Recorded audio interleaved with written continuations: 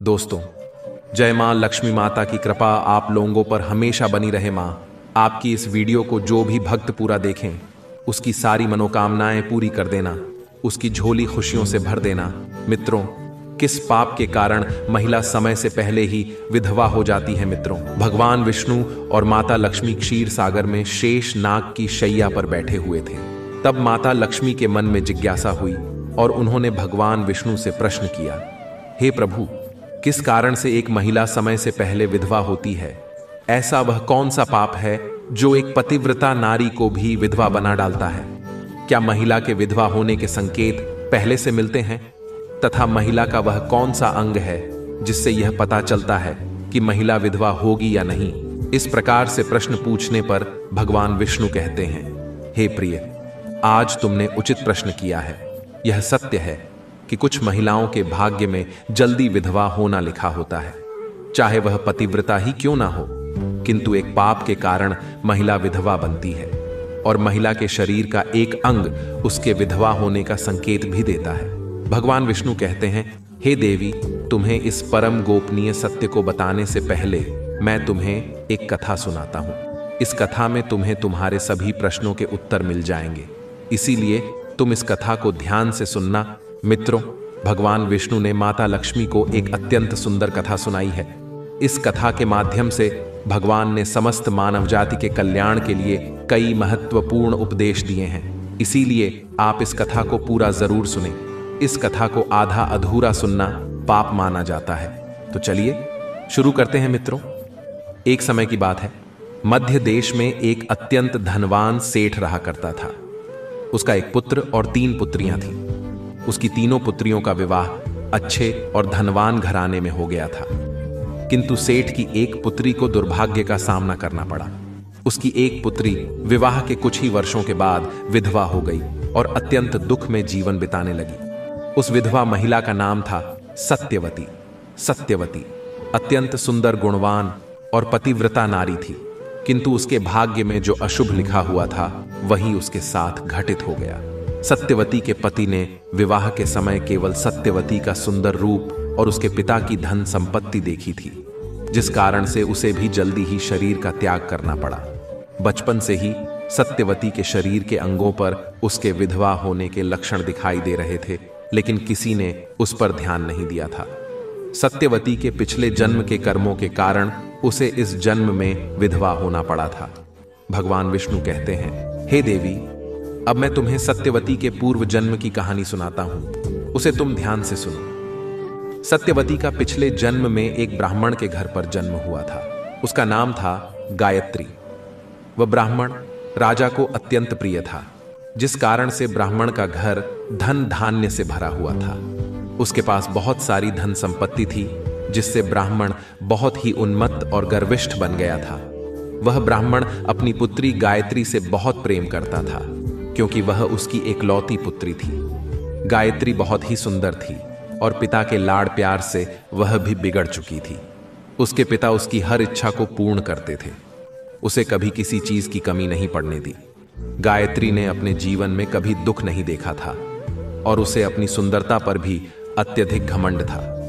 फिर जब गायत्री जवान हुई तो उसके पिता ने उसका विवाह करने का सोचा, लेकिन उसकी एक शर्त थी कि जो भी गायत्री से विवाह करेगा वह उसके साथ उसके पिता के घर में रहेगा, अर्थात घर जमाई बनकर रहेगा। ब्राह्मण ने अपने सभी रिश्तेदारों को यह बात बता दी और चारों तरफ यह बात आग की तरह फैल गई। कई विद्वान और ज्ञानी पंडित गायत्री के घर पर उसे देखने के लिए आए, लेकिन गायत्री ने किसी को भी पसंद नहीं किया। गायत्री ने कई विद्वान ब्राह्मणों को अपमानित करके घर से बाहर निकाल दिया।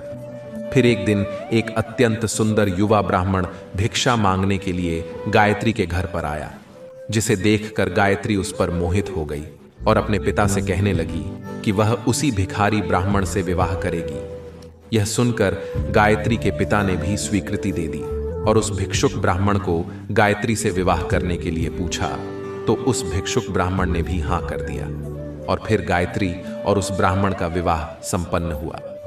गायत्री विवाह के समय बहुत प्रसन्न थी। उसे उसका मनपसंद जोड़ीदार मिल चुका था। विवाह के बाद कुछ दिनों तक गायत्री अपने पति के साथ बड़े प्रेम से रहने लगी और उसकी सेवा करने लगी। लेकिन कुछ ही दिन बीतने के बाद गायत्री ने अपना असली रंग दिखाना शुरू कर दिया। गायत्री अपने पति को नौकर की तरह समझने लगी। उसकी आज्ञा का पालन करने की जगह पर उसे ही आज्ञा देने लगी। गायत्री अपने पति को भी उसके नाम से बुलाने लगी। खुद अपने पति के पैर दबाना छोड़कर अपने पति से ही खुद के पैर दबवाने लगी। गायत्री स्वेच्छाचारी थी। वह पति को बिना बताए ही घर से बाहर चली जाती। कभी पति की कोई बात नहीं मानती थी। पति से पहले ही भोजन करती थी। किसी भी धार्मिक कार्य में पति के साथ नहीं बैठती थी और अकेले ही मौज मस्ती करती थी।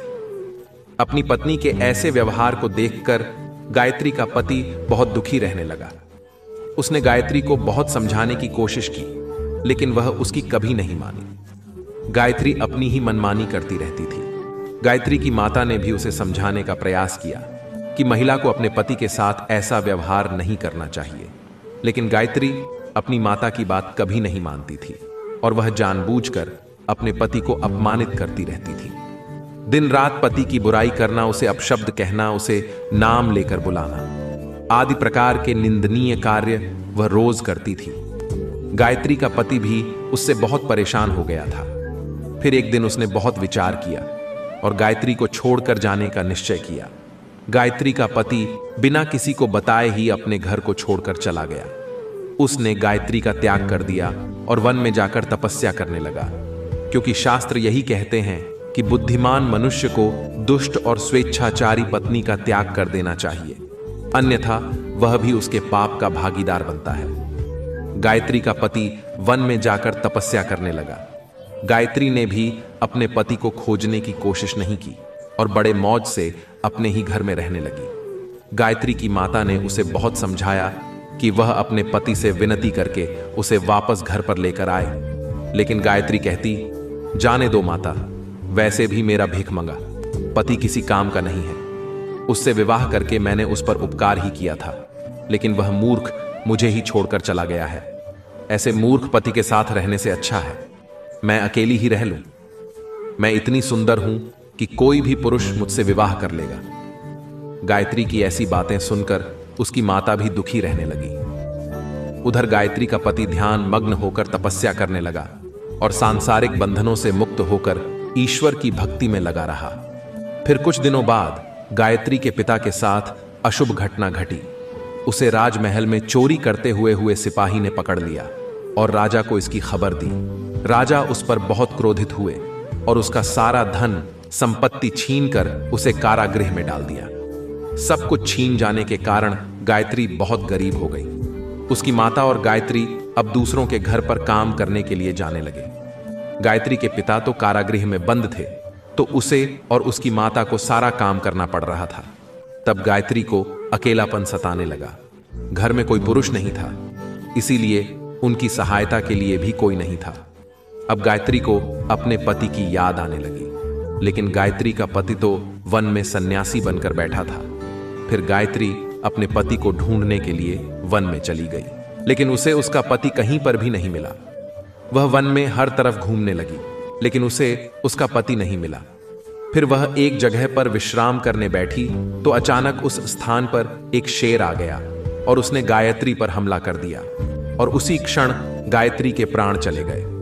मृत्यु के बाद 2 यमदूत गायत्री को घसीटते हुए यमलोक ले गए। यमलोक में जब गायत्री यमराज के सामने जा पहुंची तो यमराज ने उसके पाप और पुण्य का मूल्यांकन किया। यमराज कहने लगे, यह तो अत्यंत पापी महिला है। इसने कभी अपने पति का सम्मान नहीं किया। इसने बार बार केवल अपने पति का अपमान ही किया है। यह उसका नाम लेकर बुलाती थी और अपने पति के साथ नौकर की तरह व्यवहार करती थी। ऐसी दुष्ट महिला को तो नरक में भेजना चाहिए। फिर गायत्री नरक में चली गई। अनेक वर्षों तक नरक में सजा भुगतने के बाद गायत्री को अपने पूर्व जन्म के कर्मों का प्रायश्चित करने के लिए फिर से मनुष्य जन्म प्राप्त हुआ। जो पाप गायत्री ने किए थे, उसी पाप के कारण गायत्री के शरीर पर विधवा होने के लक्षण प्रकट हुए थे। भगवान विष्णु कहते हैं, हे देवी, अब मैं तुम्हें उन चिन्हों के बारे में बताता हूं। जिस महिला के अंग पर ऐसे चिन्ह प्रकट होते हैं, वह महिला समय से पहले विधवा होती है। भगवान विष्णु कहते हैं, हे देवी मध्य माया, तू दीर्घा या भार्या, हाँ निर्व निर्द अनामिका हर सवा भवेदि शुभा नारी पृथु पासनी सुदुर्भगा।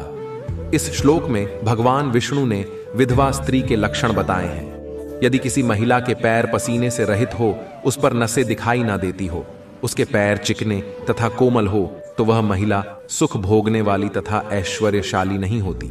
यदि महिला के पैर का अंगूठा घोल मांसल हो, तो वह महिला पतिव्रता एवं ऐश्वर्यशालिनी होती है। यदि महिला के पैर के अंगूठे पर नसें दिखाई देती हो, तो वह दुर्भाग्य से युक्त व्यभिचारिणी होती है। बहुत छोटे अंगूठे वाली महिला क्लेश करने वाली और दुख भोगने वाली होती है। अंगूठा यदि छपता हो, तो वह महिला गर्भ धारण क्षमता में दुर्बल होती है। यदि किसी महिला के पैर की तर्जनी उंगली अंगूठे से भी बड़ी हो, तो वह स्वच्छंद कामचार अर्थात अनेक पुरुषों से संबंध बनाने वाली होती है। यदि किसी महिला के पैर की उंगलियां परस्पर मिली हुई हों, एक दूसरे के नजदीक हो, उंगलियां गोल एवं सीधी हों और नाखून पतले एवं छोटे हों, तो वह ऐश्वर्यशालिनी होती है और ससुराल में सुख भोग है। अब मैं विधवा महिला के पैर के लक्षण बताता हूं। यदि किसी महिला के पैर का अंगूठा बहुत बड़ा हो और आगे से गोल हो, उसके नाखून टेढ़े मेढ़े हो, अंगूठे पर नसें दिखाई देती हो, तो उस महिला के विधवा होने के योग्य बनते हैं। यदि महिलाओं की एड़ियां बहुत बड़ी हो, तो वह मृत्यु पर्यंत दुख भोगने वाली होती है। और यदि महिला के पैर मांस रहित हो, तो ससुराल के भाग्य को नष्ट कर देती है। यदि किसी महिला के पैर की अनामिका उंगली बाकी उंगलियों की तुलना में बहुत छोटी हो, तो वह कलह करने वाली और घर के वातावरण को असहनीय बना देने वाली होती है। यदि किसी महिला के पैर की मध्यमा उंगली अर्थात बीच की उंगली ज्यादा लंबी हो, तो वह विवाह के लिए अयोग्य होती है। जो महिला चलते समय पैर पटक के चलती हो और पैर से आवाज करती हो, तो वह अपने पति का विनाश करने वाली होती है। भगवान विष्णु कहते हैं, हे देवी, इन्हीं लक्षणों के कारण गायत्री समय से पहले विधवा हुई थी। पिछले जन्म के कर्मों के कारण ही महिला के विधवा होने के योग्य बनते हैं। जो महिला अपने पति का अपमान करती है, उसका नाम लेकर बुलाती है तथा उसके भोजन करने से पहले ही भोजन करती है, तो वह महिला निश्चित ही समय से पहले ही विधवा होती है। एक पतिव्रता महिला कभी पति का अपमान नहीं करती, कभी उसे नाम लेकर नहीं बुलाती और सदैव पति से एक निष्ठ रहकर उसकी इच्छा के अनुसार चलती है। उस महिला की कभी दुर्गति नहीं होती और वह मृत्यु के पश्चात मेरे लोक को प्राप्त करती है। तो मित्रों, इस प्रकार से भगवान विष्णु ने माता लक्ष्मी को अत्यंत महत्वपूर्ण कथा सुनाई है। उम्मीद है आपको यह जानकारी अच्छी लगी होगी। वीडियो को लाइक जरूर करें और कमेंट में जय श्री हरि विष्णु और जय माता लक्ष्मी जरूर लिखें। साथ ही अगर आपने हमारे चैनल को सब्सक्राइब नहीं किया है तो सब्सक्राइब जरूर करें। आपका दिन मंगलमय हो। धन्यवाद।